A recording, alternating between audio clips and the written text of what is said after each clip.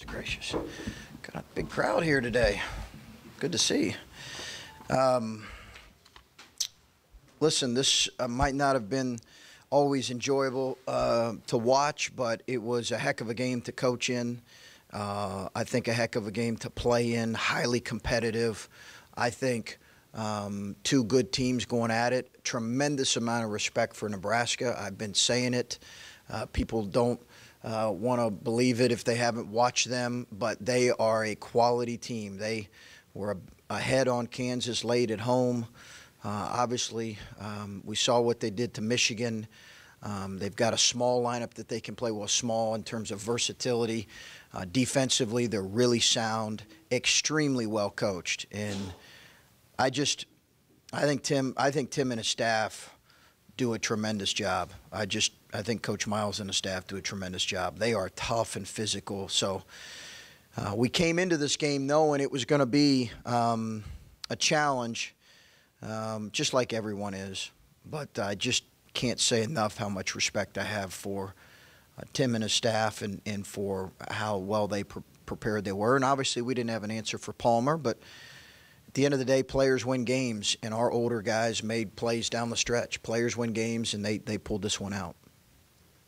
Coach, I think everybody in this room that's entered this room has been asked about the schedule this past week or so. 4 games in 8 days, 3 on the road. Just got back from New York City about 36 hours ago. How much did fatigue play into the game tonight, and what are your thoughts, if you have any, on the layout of the schedule? Yeah, you play the ones in front of you. We've not talked about that with our team. We've done our best to prepare our team. Our strength coach, Quadrin Banks, as well as our training staff, have done an outstanding job. Coach Q was with our guys, our primary minute guys, all day yesterday with some pretty, I think, innovative stuff trying to get them prepared. But, you know, we never really talked about, well, listen, we got to come back, and we get to do this. We don't have to do this. We get to play here on Monday night, a fun game. So it was not a chore to do this. I think they'd much rather be playing than practicing anyway. And then Ada had, I think, 6 points midway through the second half. Then he just turned it on, had like 14 of 17 or something like that. Was there anything you said to him that kind of set him off? Was it just kind of something that clicked internally for him? What exactly happened in that sequence there? I just told him I'd like for you to score a lot more and go get 14 really quickly here. No, I did not say anything to him really. I just said stay aggressive, and I don't think you need to say a whole lot to him. He's getting a lot of attention. He's missed some open shots, but he made some huge plays for us. And I thought our guys did a nice job finding him in the post late, too. A really nice job. You guys have won games, it seems like, in every way possible already this season. How important is winning tight games like this at home? You did it against Northwestern on the road. Yeah. Moving forward into, postseason play? Critical. Yeah, I think it's important for us to play in close games. I mean, I say that a coach would like to win every, one going away, but, there is a part of me that says you'll want. I expected this to be a game that would go down in the last 2 minutes. Matter of fact, we talked to our guys about that. This is going to be probably a game that's going to go down to the last possession or two, I think it was good to see how we responded offensively and defensively. Great to see Jay Sean make those free throws late. How about that? 2 that I don't even know if they hit rim. It was impressive to see. And then Andre, with your bench, only 3 points, but can you talk about the minutes he's given you these last 4 or 5 games, especially on the defensive end, what he's brought to the table? Outstanding. He's really been good for us, and I've probably not made mention of that enough, but he's really been good for us in this stretch. Hasn't turned it over like he was earlier in the year. Has made really sound plays, moved the ball. What a great skip for an open 3 that Keita passed to him. And it was just a good player making a good play. It was great to see. Chris, obviously, I don't want to downplay the physicality of a game like this or what the physical effort it takes, but was this game as much mental as it was physical, given what you had just gone through? I think so. We did try to move on quickly after the Minnesota game to what this one was going to present, just like we need to move quickly on to Penn State. I just think our focus needed to get off of Minnesota. We cleaned it up just a little bit on Sunday, but really briefly. Really tried to put in a game plan for how we would attack Nebraska and how we would defend them. They have a 1-3-1 that's unique, that can really stymie you. So that added some prep in our minds. So I think it was mental, but I keep coming back to our players and our older guys and the leadership that Jay Sean, Kada, Andrew Dockich, Cam, and now CJ, that they the leadership that they have in these moments, and they really do get our guys moving quickly from one thing to the next. I know, like you said, you move on to the next one pretty quickly, but what does a win like this one maybe say about this team? You're at the midway point of the Big Ten. You're still undefeated, but to grind this one out, what does this win say about maybe this team? I'm bad at these kind of questions. I don't know. It was a really gutsy effort. And listen, I don't want to take this for granted. You know, I've never been a part of anything like this, and I don't know that I ever will again. You don't start, 9-0 in conference play. So I don't want to take that for granted. It's been an amazing run, and just hopefully we can continue it. You mentioned, coaches would love to win games by huge margins, but do you enjoy these type of games where you have to make tactical adjustments, kind of go back and forth with the opposing coach? Obviously you want to win, but that type of game where you're really having to coach and it's not just happening for you. I don't know if enjoys the word I would use, but it was a very much a game where as a coach you had to be very engaged, because it was a possession-by-possession game. They answered every run we made. It was never beyond a 1 or 2 possession game. And I think it just like it's good for players, it's probably good for coaches as well to kind of go through those experiences, for them to see how we respond in those moments. And I think as a team, coaches and players, we've really responded with a lot of poise. The players have. In those moments. So I do think if you said, yeah, we do enjoy it, you don't enjoy it when you lose, but you do enjoy it when you pull it out. Chris, I think Andrew was on the floor like the last 13 minutes. Yeah. Other than his innate ability to throw an alley-oop pass, yeah. Why that long? What did you see? Was that just an age thing, how he commands a huddle? Why was he in there so long? Yeah, all of the above. He's a connector for us. He's good defensively, and I think they were driving it so much that we needed a guy that he's very detail oriented, extremely smart, and cerebral out there as a player, and what he lacks in athleticism. And let's be honest, he lacks athleticism. Okay. He makes up for it so much in his IQ and his ability to connect his teammates. At times, he's hard to pull off the floor because of those things.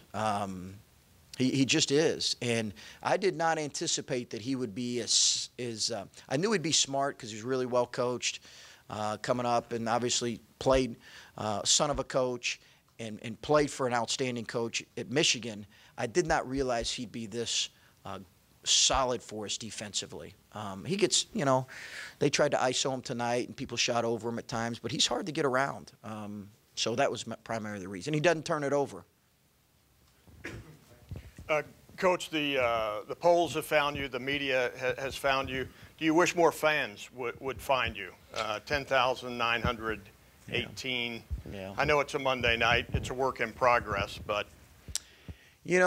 I just, we're doing our best to earn the respect and appreciation for the people that pay good money to come and watch us play. We've got at least when I get a chance to go grab a bite to eat or whatever, people have been unbelievably positive and receptive. I've never really gotten into all that with looking at attendance and being frustrated one way or the other, because it's my job to coach our guys in whatever environment we're in. Obviously you recognize it. I will say this: I thought our the people that were there tonight were loud, particularly late. I mean, it was a really good environment there late. But we're gonna continue to work hard to make them feel good about what they're watching. Chris, Jay Sean joked that he thinks you can see the future, and that you told them that this would be a tight game late, and that you told them that the Northwestern game would be kind of a grind too. He's joking, but like to have like the pulse of your team in that way, to have a vibe for how they're going to play, just like how important is that, and is it rare for a coaching staff to have it at the level you seem to have it, given the relatively short time you've all been together? I do think that there's a connection between this group and our coaching staff that's happened a whole lot quicker than I expected. A whole lot quicker. But a lot of that speaks to their ability to be open to what we're trying to do. I think all that speaks to that. If I was just talking to one of the Nebraska coaches, if we were, if JT was a knucklehead, we wouldn't be the same. Not only is he a really good player, he's been so receptive. Obviously, Keita as well. So the winning has helped in terms of just embracing. But again, I always felt like even when we had some rough patches, they might have questioned a little bit early what we were doing, but they embraced how we wanted to do things, and it's a credit to them. This is not the first time you've taken over a new program. Has that happened everywhere you've been, or is this on a different level? It did not happen my first year at Gardner-Webb. That was a significant rebuild, and I think one of the things that it benefited when I took over at Butler is we had a rough year the year prior, so I had a hungry group, and I think it's hard to put your finger on the value in having a hungry group quantitatively, but I think we've got a hungry group. I think some of what happened last year has allowed this group to be even hungrier. So I think we, as a coaching staff, have probably benefited from that to some degree. But it's not happened everywhere. I think my time at Butler, it happened pretty quickly, but I had been there a year as an assistant, so it was easier. But I did not expect this group to be as connected to us as so quickly. Nebraska seemed to take away the three-point offense relatively quickly, and how important was it for the guys to play kind of down low and instead of playing out, or just play outside in instead of inside out? Yeah, we needed to. One of the things we recognized that they did to Michigan is switched everything, and they really made them play kind of on the perimeter. And when we did that tonight, we weren't getting much of anything because they're long, they move their feet really well. So we did try to play through our post, I think we were able to do that. It hurt us when Caleb got in foul trouble, but he was obviously really efficient in a short amount of minutes. And then Keita, again, they're late, really helped us.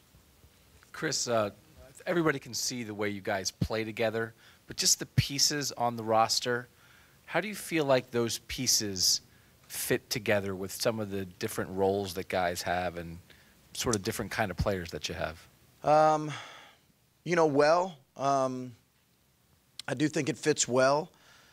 I think that we always knew we were going to need another guard or two. So just adding, those adding Musa, Kyle's a forward, but Musa, Kyle, Andrew Dockich to Caleb was important for us, really important for us. But I think we knew when Keita was going to come back from injury, it was going to be a little bit more unique because we're going to play JT more on the perimeter than what he had played in the past. But we felt like he'd be capable of doing that. And then when you have a guy like CJ emerge, it really fits more. So we've had some guys raise their level and play at a really high level, and I think that's I don't know if that answers your question well, but I think that makes everything fit well. Yeah, no, I mean, it does because, it feels like with Caleb, you have an inside guy who can Yeah. do some things. You have two good ball handlers at the point now. You have a couple wings who can guard. Kata can score. Jay-Sean does it all. There have been times here at Ohio State where it feels like they have a lot of players who are kind of similar.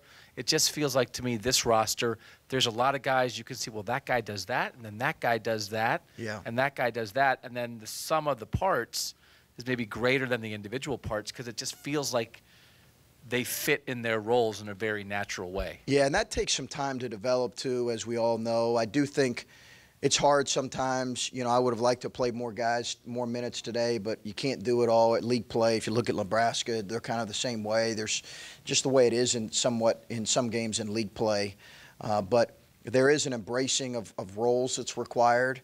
And, you know, we tell our guys all the time that you can either embrace it or you can fight it. If you fight it, you're only hurting yourself.